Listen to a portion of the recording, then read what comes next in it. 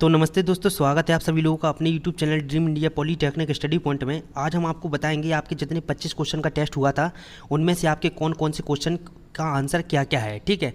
और साथ ही आपको बताएंगे कि आपके $1 जो कि है किसने जीता है। देखिए, सबसे पहले आपको बता दें, हमने आपसे वीडियो में बार बार आपसे बोल रहे थे कि आपके जो कि है लाइव चैट में किसी को आंसर नहीं देना है, आपको कमेंट बॉक्स में आंसर लिखना था, वो भी इस तरह से।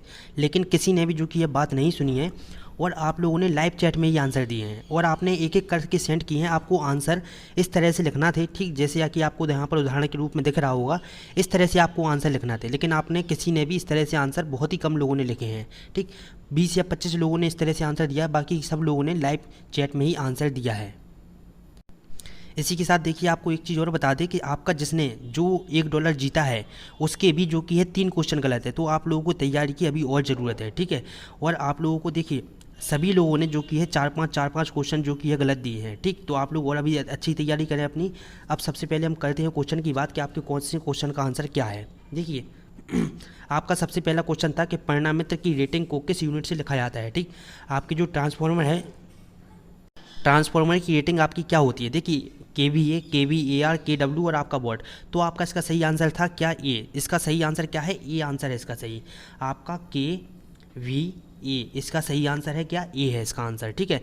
इसके बाद हम करते हैं दूसरे नंबर की बात। देखिए, दूसरे नंबर में आपसे पूछा है कि पिन टाइप इंसुलेटर, ठीक। आपका पिन टाइप जो इंसुलेटर होता है उस पर वो कितने KV तक के लिए जो कि है वोल्टेज प्रयोग नहीं किया जा सकता है, नहीं किया जा सकता है। मतलब कि इस क्वेश्चन का ये था कि आपके पिन टाइप इंसुलेटर का वोल्टेज, पिन टाइप इंसुलेटर का आपका कितने KV से ज़्यादा पर आपका कितने KV से ज़्यादा पर आपका पिन टाइप इंसुलेटर प्रयोग नहीं किया जा सकता। तो आपको बता दिया, इसका आंसर आपका है बी। 33 KV से ज़्यादा पर आपका पिन टाइप इंसुलेटर कार्य नहीं करता है, इसके लिए हम सेकल टाइप इंसुलेटर का प्रयोग करते हैं, ठीक है। इसके बाद देखिए, आपका दूसरा क्वेश्चन आता है। इसके बाद देखिए, आपका तीसरा क्वेश्चन है। तीसरे क्वेश्चन में आपसे पूछा है कि सस्पेंशन इंसुलेटर प्रयोग किया जाता है। तो देखिए, सस्पेंशन इंसुलेटर किस में प्रयोग किया जाता है, उच्च वोल्टेज लाइन में भी और अति उच्च वोल्टेज लाइन में भी। तो इसका आंसर क्या होगा, ए और बी दोनों, ठीक है। उच्च वोल्टेज लाइन और अति उच्च वोल्टेज लाइन, इन दोनों में आपके जो कि है इस सस्पेंशन टाइप इंसुलेटर का प्रयोग किया जाता है। इसके बाद आपका चौथे नंबर का क्वेश्चन आता है, जस्ती इस्पात के तार का प्रयोग आमतौर पर किया जाता है। देखिए, जस्ती इस्पात का जो आपका तार होता है, इसका प्रयोग आमतौर पर किसके लिए किया जाता है। तो आपका इसका प्रयोग किया जाता है डी, उपरोक्त सभी स्टे वायर के लिए, अर्थ वायर के लिए और आपके स्ट्रेचुअल कंपोनेंट के लिए, इन सभी के लिए आपके जो कि है जस्ती इस्पात का प्रयोग करते हैं। इसके बाद आती है आपके RCC पोल के बीच की दूरी कितनी होती है। RCC पोल के बीच की दूरी कितनी होती है, आपको हम ये 2-3 बार जो कि ये क्वेश्चन बता चुके हैं। इसकी आंसर है 60 से 100 मीटर। 60 से 100 मीटर आपके RCC पोल के बीच की दूरी होती है। छठवें नंबर का आपका क्वेश्चन इसके बाद आता है। छठवें नंबर में आपसे पूछा है कि कोरोना निम्न में से किससे प्रभावित होता है। कोरोना निम्न में से किससे प्रभावित होता है। तो इसका आंसर क्या था, इसका आंसर था उपरोक्त सभी। ऑप्शन डी आपका इसका सही था। कंडक्टर का आकार, कंडक्टर की आकृति, कंडक्टर की सतह की स्थिति और उपरोक्त सभी। तो आपका इसका आंसर था ऑल। इन सभी पर आपका जो कि है कोरोना निम्न में से प्रभावित करता है, ठीक। 7वें नंबर पर आपका पूछा गया है कि सेकेंडरी डिस्ट्रीब्यूशन में आती है, सेकेंडरी डिस्ट्रीब्यूशन में कितने KV की आपकी लाइन आती है। इसका ऑप्शन था आपका बी, 145 KV, ठीक है। 145 KV इसका आंसर है। इसके बाद आपका आता है 9वें नंबर का क्वेश्चन। 8वें नंबर में आपसे पूछा है, इलेक्ट्रिकल पावर को फीडर से सर्विस मेंस में कौन भेजता है। आपकी जो इलेक्ट्रिकल पावर है उसको फीडर से सर्विस मेंस में कौन भेजता है। तो आपका इसका सही आंसर क्या है, इसका आपका सही आंसर है डिस्ट्रीब्यूशन। आपका जो डिस्ट्रीब्यूशन होता है वो आपकी इलेक्ट्रिकल पावर को फीडर से सर्विस मैन में भेजता है। 9वें नंबर में आपसे पूछा है कि 13,200 वोल्ट तक की केबल यूज करते हैं। कौन सी केबल यूज करते हैं 13,000 वोल्ट के लिए। देखिए, high voltage cable, super tension cable, extra high tension cable या आपका D extra super tension cable. तो आपका इसका सही आंसर था सी, आपका एक्स्ट्रा हाई टेंशन केबल का यूज हम करते हैं 13,200 के लिए, ठीक है।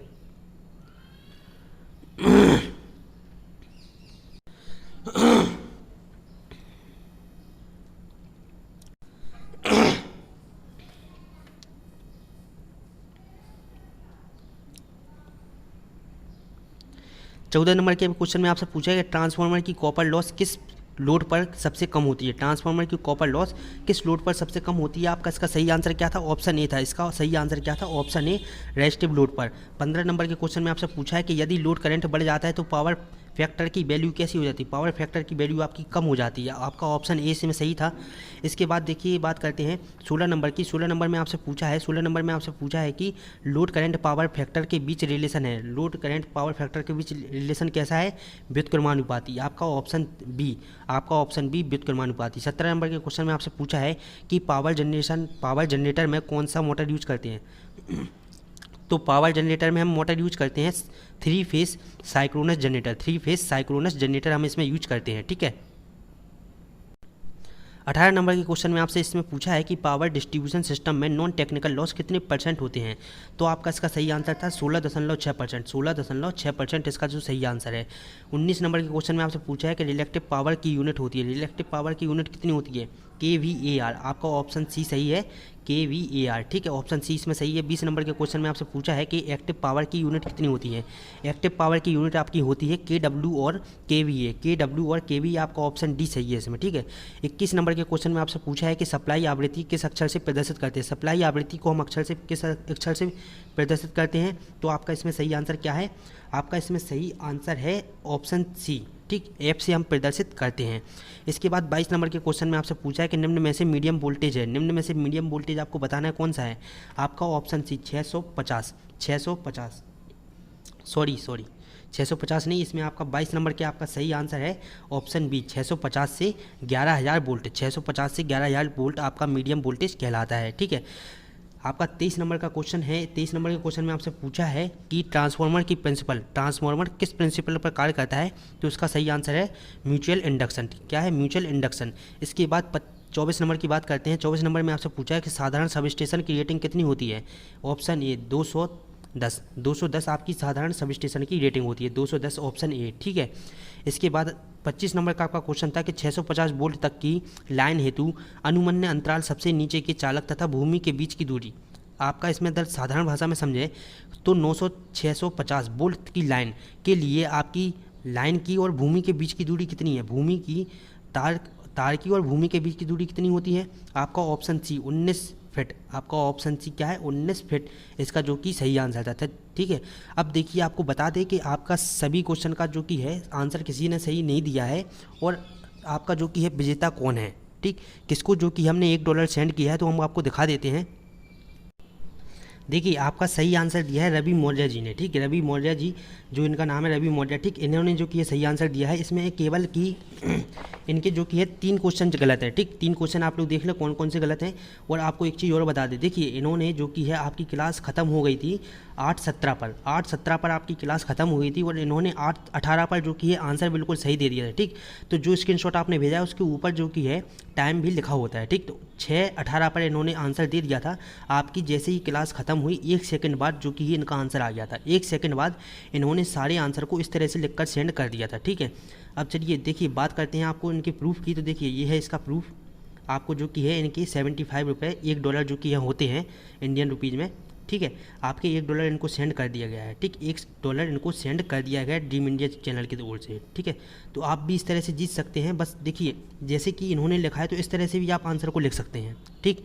इस तरह से भी आप आंसर को लिख सकते हैं। और सभी लोगों ने जो कि है बहुत ही बढ़िया प्रयास किया है और इसी तरह से हम जो कि है टेस्ट लेते रहेंगे, ठीक। उस वाली वीडियो पर जो कि है 200 लाइक कम से कम होना चाहिए, तो हम आपके लिए आगे भी ऐसे ही टेस्ट लाते रहेंगे। और अब जो कि है टेस्ट अलग तरह से होगा क्योंकि इस टेस्ट में जो कि है बहुत लोगों को परेशानी हुई है और बहुत लोग कंफ्यूज हुए हैं, ठीक। काफ़ी लोगों के जो कि है कमेंट शो ही नहीं हो रहे हैं, तो इसलिए जो कि है अगली बार से आपके किसी और तरह से जो कि है टेस्ट लिया जाएगा।